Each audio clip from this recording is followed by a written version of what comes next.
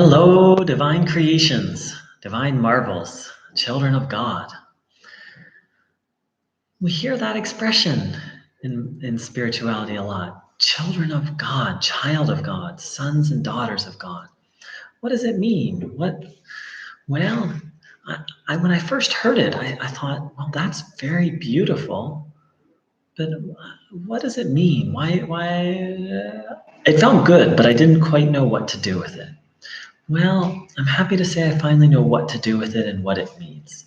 And we have this guy, I have that guy to thank, this very intriguing man named Bruno Groening, who said that what he was sharing was simply the teachings of Christ.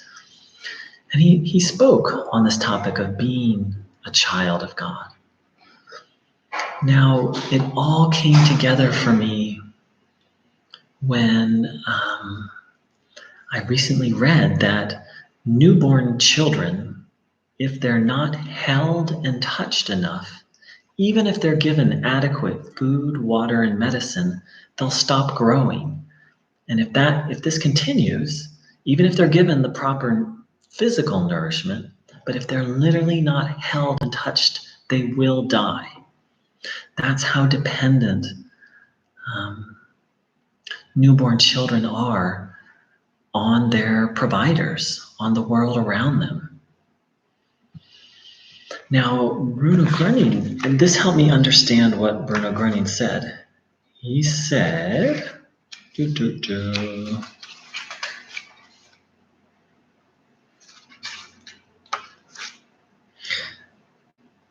God is everything for us, and what are we without Him? I say with conviction, nothing. That was a little hard for me to swallow. What does it mean that I'm nothing without God? And just to be clear, when Bruno Groening spoke of God, there's all these interesting ideas out in the world what the G word means, but he simply said that God is love, life itself, harmony, goodness. In some ways, he even said health, the German word Gesundheit, which also means vitality, robustness.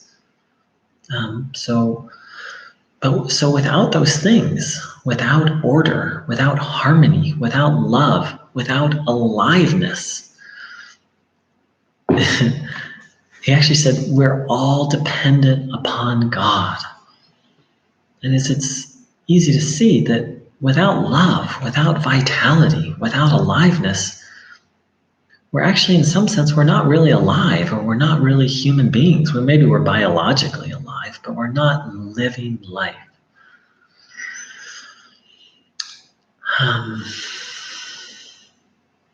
So, here's another thing that he said.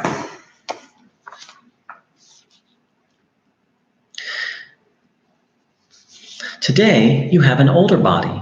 Today, out of pure superiority, you don't want to be a child, although in reality, in truth, you are a child of God. When this little body of yours was small, today it's still just a small body, when it was even smaller, when you were a young citizen on this earth, you prayed a beautiful, good, lovely prayer. I am small. Now, did you always stand by this? Did you take it to heart? Or have you forgotten it? Alas, what superiority? Oh, I'm not a child anymore. Now I can teach it to my children and to the other children. It's not for me anymore. I'm too old. Friends, old, what are you? Precisely because you have spent many more years on this earth than the little children, you should have more common sense. You should have had more experience. You should know more truth. That is, more than what you know today.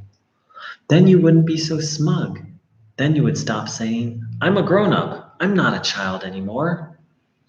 Bruno Groening when giving talks, he'd often imitate sort of people's ego or sort of their incorrect views. Now here, the next thing, he's speaking about himself, and I would argue actually speaking about all of us. I am and remain a child. I am not going to change, no. And you can, each one of you, believe what you want. I am and remain a child, only a child of God, nothing more. I'm not smug about it, no. I'm also not afraid to say it because I know that I am only a child. So in the 21st century, we feel that we're very independent and strong and intelligent and so forth and so on. However, we've moved completely away from and away from nature, and that's part of it. Oh, we don't need nature anymore. We have technology. Like we don't need to grow food. We can just get it at the grocery store. And simultaneously, people feel that they don't need God, the sacred, the good. We've got medicine. We've got technology. Um, However, Bruno Groening over and over and over again reminded people that we are utterly and completely dependent on the divine in a very fundamental way, that our bodies are designed to live on life energy, life force, called prana, chi, ki, called by many names in many different cultures. He called it Heilstrom in German, which can be translated in many ways: healing stream, divine force, divine power. It's a fundamental aspect of our life to be full of this vitality and then to live from that place, much less all the other aspects of being in connection to the divine, which he said is everywhere and is in everyone. So what if just as a newborn child is utterly dependent upon upon its environment or upon those who are taking care of it, what if in the same way, or almost exactly the same way, we are utterly dependent on the divine? Now, granted, a newborn child will die after a couple weeks of not having connection or touch. A human being could maybe go their whole life with little to no conscious contact with the divine. So it's literally a little different, but metaphorically, can we thrive without the divine life force? Can we thrive without following inspiration, without following spirit? So many people today are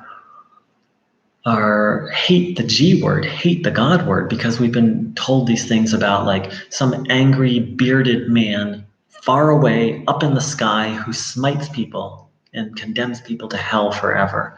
Well, that's just one idea about God. There are other ideas, a sacred, loving energy that birthed everything and is everywhere, is closer than close, and is available to help.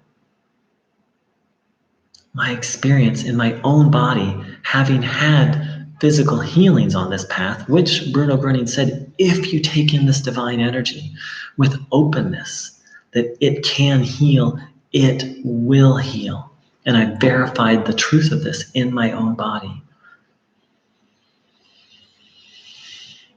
That there is, we can argue forever whether we call it God or energy or goddess or Allah or Jehovah or Jesus. We can argue forever about the name of it and some of the qualities of it, and usually the exclusive nature of it. Like you can only access it in this church or only in this temple or only through this book. But all we need to do is look up at the night sky, look at a mountain, or do some kind of spiritual practice and find out for ourselves that there is something, there is a higher power, an energy, a higher consciousness. Einstein came up with the equation E equals mc squared. It just came to him. One of the greatest scientific discoveries wasn't so much a discovery, it was an inspiration.